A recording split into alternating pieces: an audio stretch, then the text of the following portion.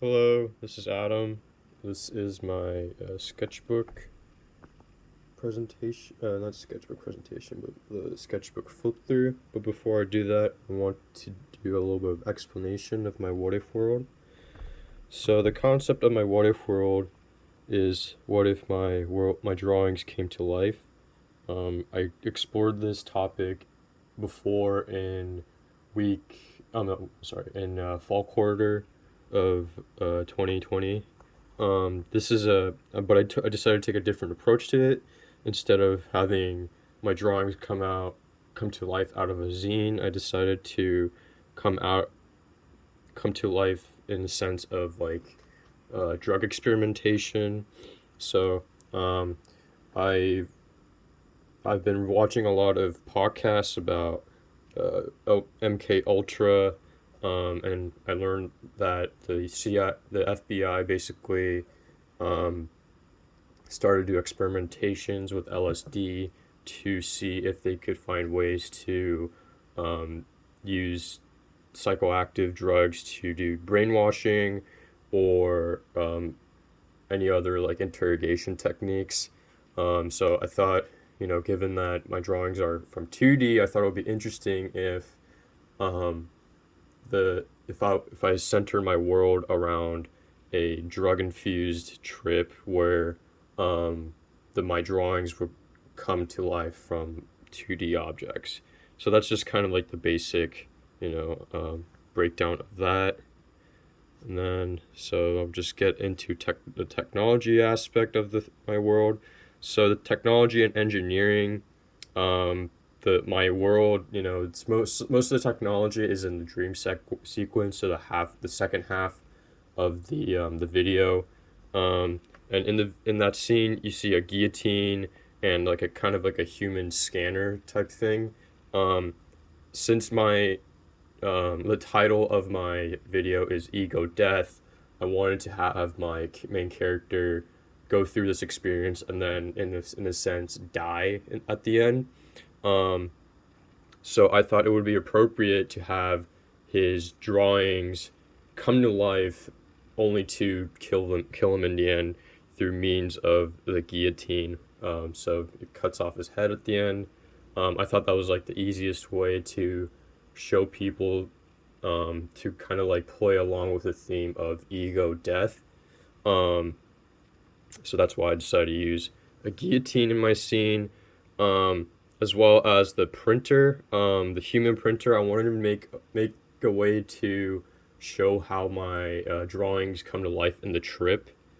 So to do this, I thought it would be appropriate to have a kind of like a metal detector scanning thing that would scan a big piece of paper, and then out of the piece of paper, the figure will pop out of it.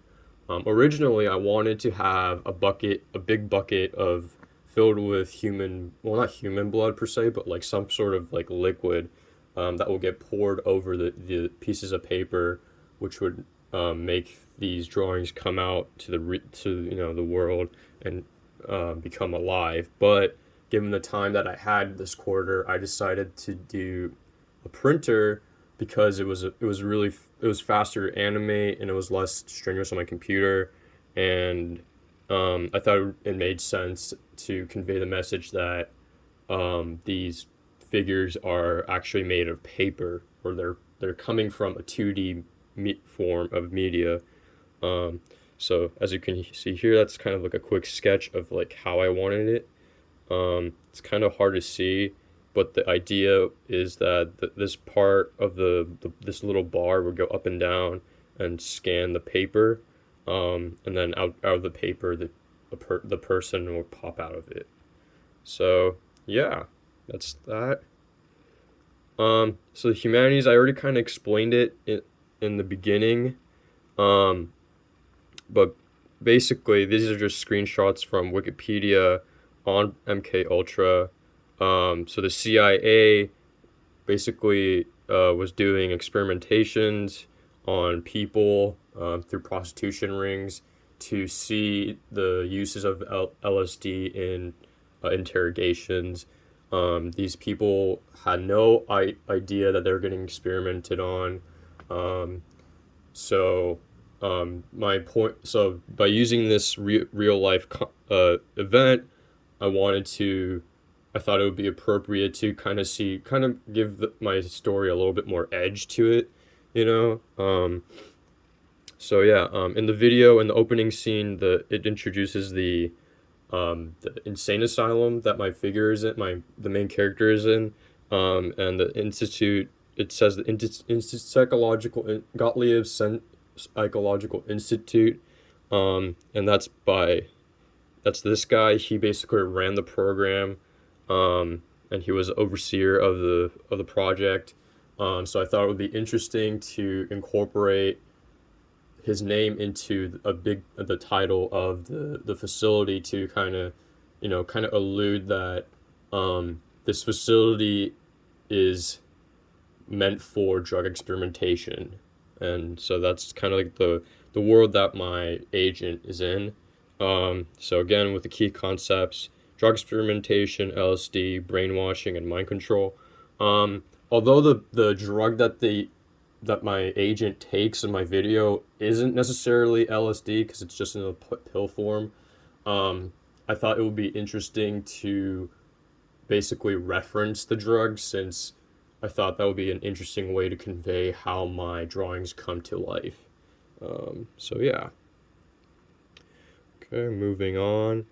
So figuring out math in my world was kind of difficult, but I do realize that within the design of the guillotine, there's a little bit of physics that goes into it. Um, in particularly the way that the blade drops down on the neck. The force of gravity is what is basically running, not running, but like the force of gravity is what is pulling down the blade at the end of the day. So I thought it would be interesting to go into the physics of how that would work. So this is just kind of like a model of that. Here's an explanation, a more into detail about like the mathematical equation that goes into it and like what gravity forces and stuff like that goes into it. So yeah, that's kind of that. And that is all for my explanation. I didn't put in the art aspect of it just because I figured that's kind of self-explanatory within my video. My agent, the opening scene, my agent is surrounded by his work of art, which I'll show you guys in just a second after I show you guys the sketches that are in here. So the figures in here, these are PNG files of people that I drew. This guy you see you see him walking in the beginning of the dream sequence. I was originally gonna implement this guy into the scene at the guillotine, and show other people getting executed, so that I thought that would be interesting just to see, like, make a scene where my agent is hiding from from these figures that are just executing stuff and reproducing in a weird manner. But I couldn't figure out how to animate a person's head getting cut off without like modeling it in 3D. So I decided not to implement that within my video. So that's that. And this is the executioner. Just a dude with a mask and with horns. He has tattoos. Kind of a scary looking guy. And these are the spectators at the end, towards the end of the scene. So this guy's pointing at the camera or pointing at the viewer. And then this guy's just standing. So yeah. The belt says death. This is the kanji for death. Or I think it's the same in Chinese as well. But in Japanese, this word means death. And since these figures scream kill, kill, kill, kill towards the execution scene, I thought it would be interesting to showcase that these people are figures of death, and yeah, kind of an edgy subject matter, but yeah. Other stuff that's in here, I have this drawing. Um, Originally, I wanted to make animations, just like the billboard that I have in my scene. Um, I was thinking about implementing a really complicated animation where a guy with a bunch of tattoos was smoking a cigarette, and it would just be in the background somewhere. Um, However, drawing these small details, that took a lot of time on its own. So, and if I were to animate it, that would take even more time. So I just decided to not implement this in my video. But however, on my free time, I did do a full body thing. I might use this as like a poster or something. Um, so here you could see more of his body, and more um, like the stomach tattoos, and then the middle of the chest piece that was cut off in the previous one. His arm tattoo of the devil holding a 666 crucifix. The two Russian stars on his shoulders, and he's pointing a gun at you. And then this is a Virgin Guadalupe. Um, yeah, and then also his face tattoos. He has a skull. He has some weird tribal stuff going on, and then he has a knife in his throat.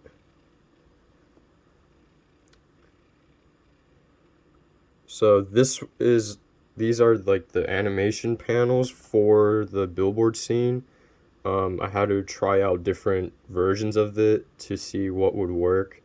So what I do is I would draw one panel. Oh, I'm sorry. This is the first panel.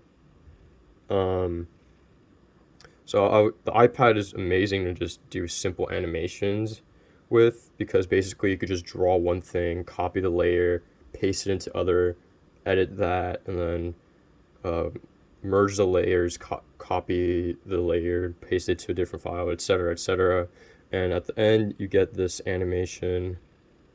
Oh, this is the ending one. Um, and you get an animation like this.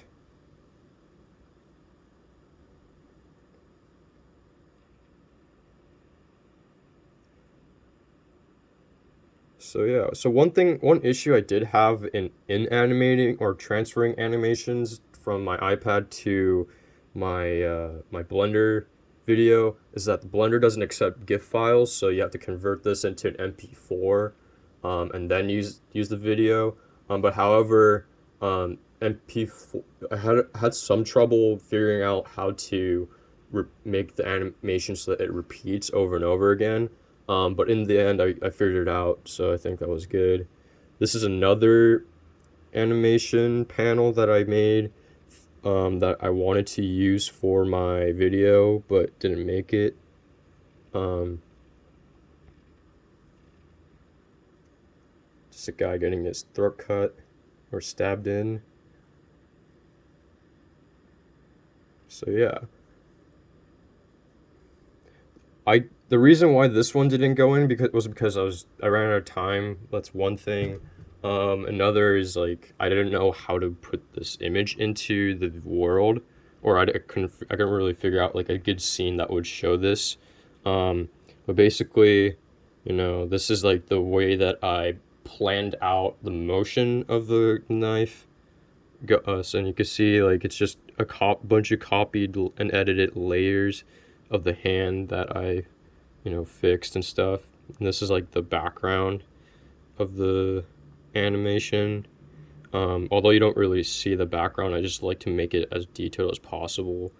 Um, these are just like the panels.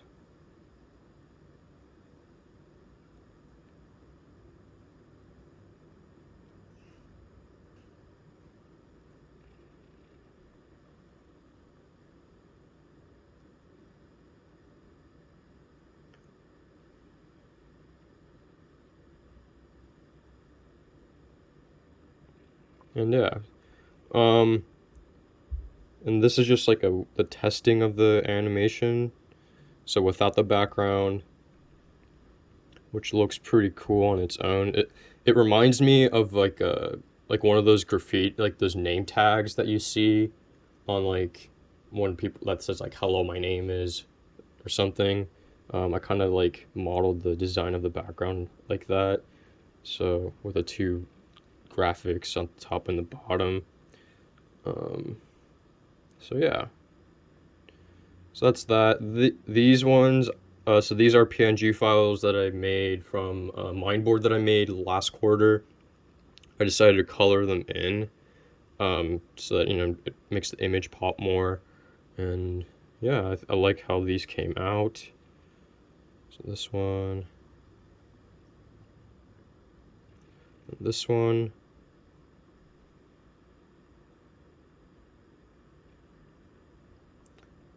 So these two are my projects for my other classes. My professor assigned us a creative project that would implement aspects of Asian American studies, law, and he wanted us to do something creative with it. So what I did was a I made a world in Blender of a mural, and I made a mural, um, and I just drew this. So inside, this is Wong Kim Ark, this is Takao Ozawa, and Natsi Sai Thind. I can't pronounce his name, unfortunately.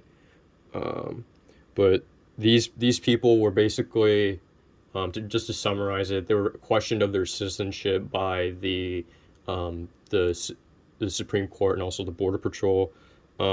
These two tried to naturalize as American citizens, but they couldn't, unfortunately. He was questioned of his citizenship after a trip back from China, even though he was born and raised in the U.S. So the point of this project is that all Asian, regardless if you're naturalizing or if you're born in the U.S., they are all citizens. So their rights should be protected. So these are just portrait pictures. That I'm just including this because I used Blender for this project.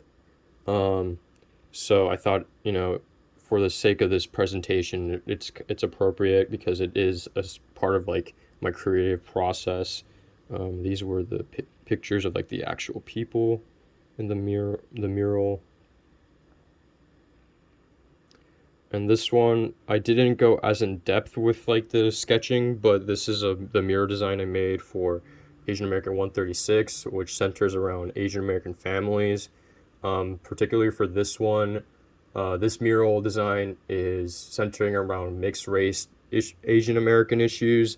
And me myself being half Japanese and half white, I thought it would be appropriate to represent how I view myself and how I identify myself as an Asian American. I see, and with this mural, I'm trying to convey the message that it is okay to identify with both sides of your heritage. So that's the two sides, the American side and Japanese side, and the fact that I am double instead of just half. So yeah. So that's pretty much it for the sketches that I have on my iPad. I will show you my stuff that I have made for my graffiti. So this is just an album that I have on my Google Photos. I usually just take this. So this, I'm sure some of you have seen this before, because I've implemented them in my other sketchbook flip throughs. So I'm just gonna go through these quickly. But these murals basically help me stay creative and come up with ideas. I find mural making and making nonsense vandalism very stress relieving and very helpful in terms of creative development. So yeah, this is just me recording my progress throughout the pandemic. So yeah. So starting from here is this quarter's stuff. they're not all in order, but I feel like you get the idea. Like in this one, this is just more how you can see the image and stuff. You make the outline and then you fill it in and then you go over it with black, add details to it, that sort of thing. I usually just tag over stuff because I think it's a good way to get your mind trained so that you understand that nothing is permanent. No matter what you do, like nothing's gonna stay permanent. So no matter how beautiful you make something, it's always gonna get tagged over it. And I particularly did do this to stuff that I don't like, what I made. And these are more the recent murals that I made. It's just the head. Oh, and there's also a cat chilling in front of the mural. That's kind of the end progression of that. And I could actually show you guys the real thing because it is right outside my window.